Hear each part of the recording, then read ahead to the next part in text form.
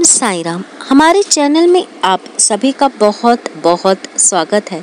श्री साई सच्चरित्र अध्याय 38 बाबा की हांडी, नाना साहिब द्वारा देव मूर्ति की उपेक्षा, नवेद वितरण, छाछ का प्रसाद। गत अध्याय में चावड़ी के समारोह का वर्णन किया गया है। अब इस अध्याय में बाबा की हांडी तथा अन्य कुछ विषयों का वर्णन होगा। हे सतगुरु साईं, तुम धन्य हो, हम तुम्हें नमन करते हैं। तुमने विश्व को सुख पहुंचाया और भक्तों का कल्याण किया। तुम उदार हृदय हो। जो भक्त तुम्हारे अभय चरण कमलों में अपने को समर्पित कर देते हैं, तुम उनकी सदैव रक्षा किया करते हो। भक्तों के कल्याण और परित्राण के निमित्त ही तुम अवतार लेते हो। ब्रह्म के सांचे में शुद्ध आत्मा रूपी द्रव्य ढाला गया और उसमें से ढलकर जो मूर्ति निकली, वही संतों के संत श्री साईं बाबा हैं।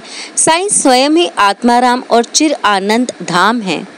इस जीवन के समस्त कार्यों को नश्वर जानकर उन्होंने भक्तों को निष्काम और मुक्त किया।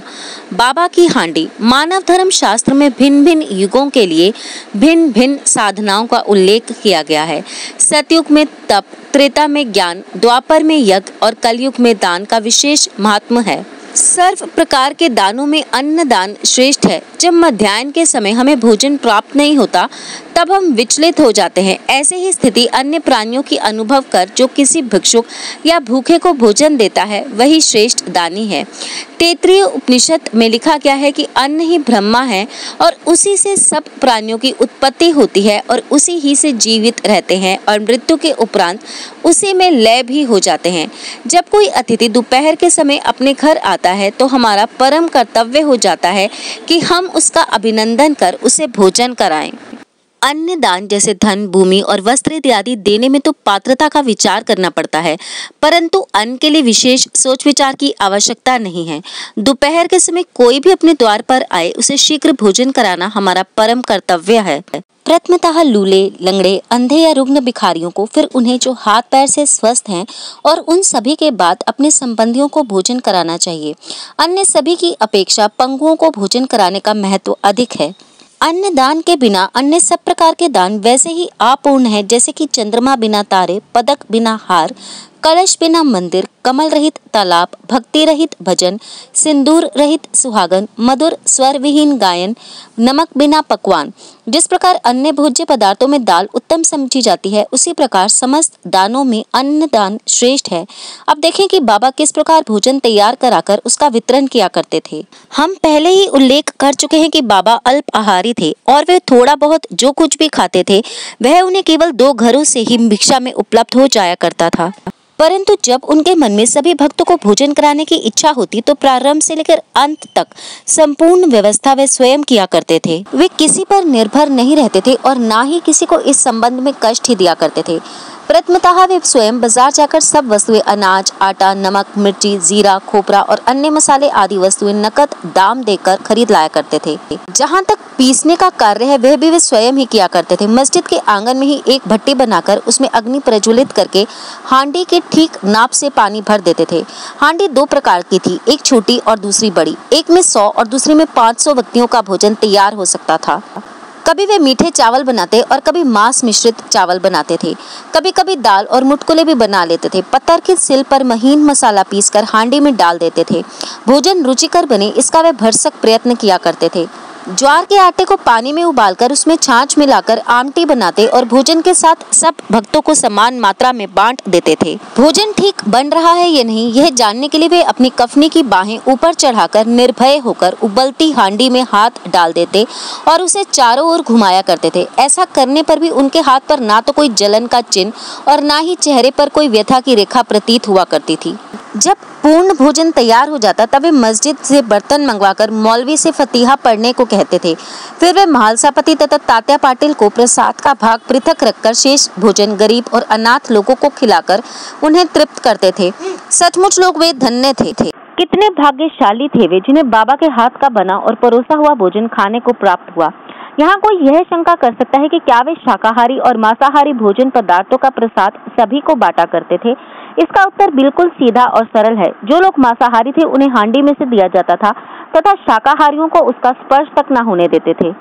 ना कभी उन्होंने किसी को मांसाहार का प्रोत्साहन नहीं दिया और ना ही उनकी आंतरिक इच्छा थी कि किसी को इसके सेवन की आदत लग जाए।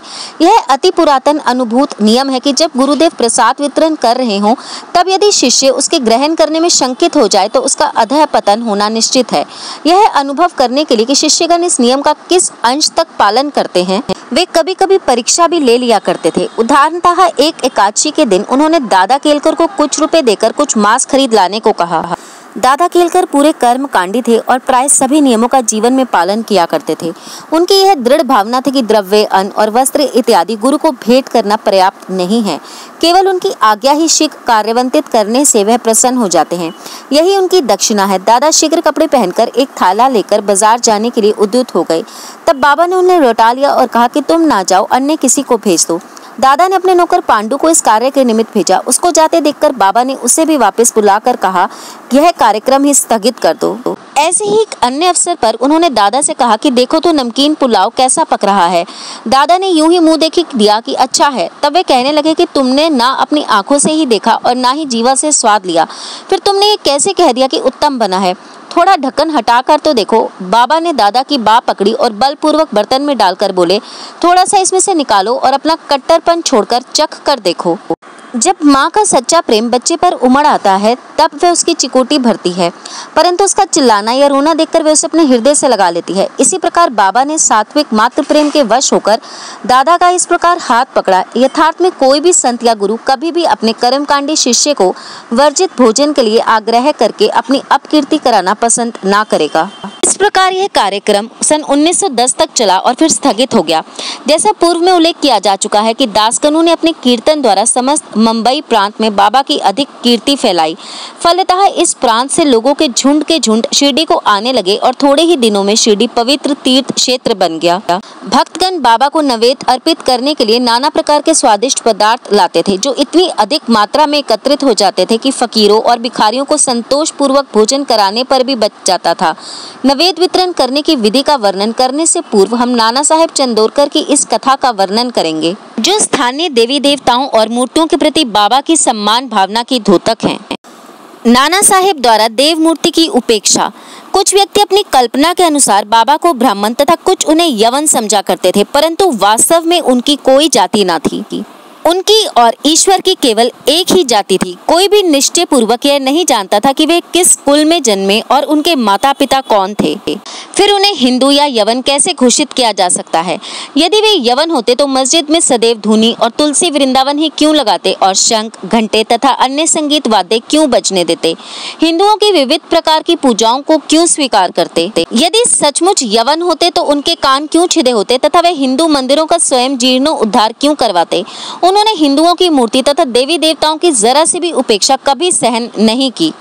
एक बार नाना साहेब चंदोरकर अपने साली के पति श्री बिनीवले के साथ शिरडी आए। जब वे मस्जिद में पहुंचे, बाबा वार्तालाप करते हुए अनायास ही क्रोधित होकर कहने लगे कि तुम दीर्घ काल से मेरे सानिध्य में हो, फिर भी ऐसा आचरण क्यों करते हो? नाना साहब प्रथमतः इन शब्दों का कुछ भी अर्थ ना समझ सके, अतः उन्होंने अपना अपराध समझाने की प्रार्थना की।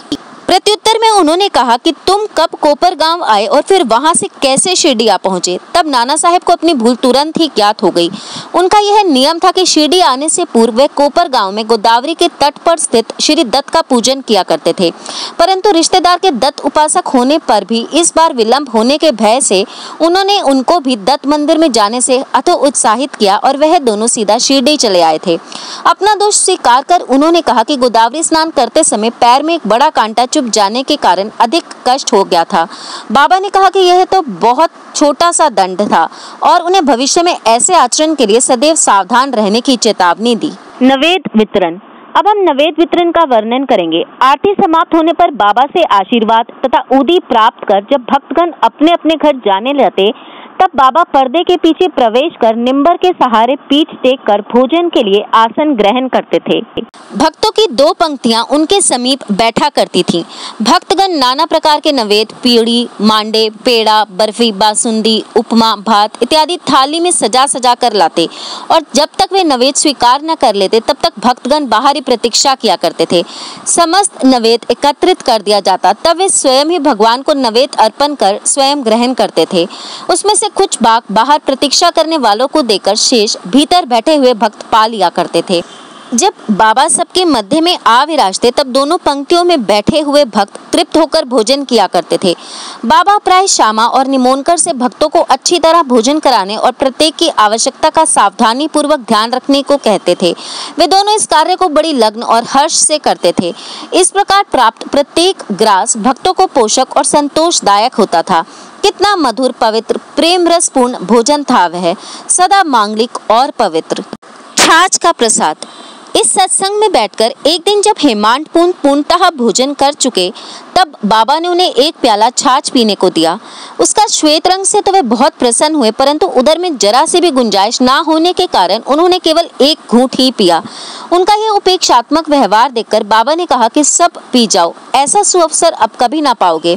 तब उन्होंने पूरी छाछ पी ली, किंतु उन्हें बाबा के सांकेतिक वचनों का मर्म शीघ्र ही विदित हो गया, क्योंकि इस घटना के थोड़े दिनों के पश्चात ही बाबा समाधिस्थ हो गए।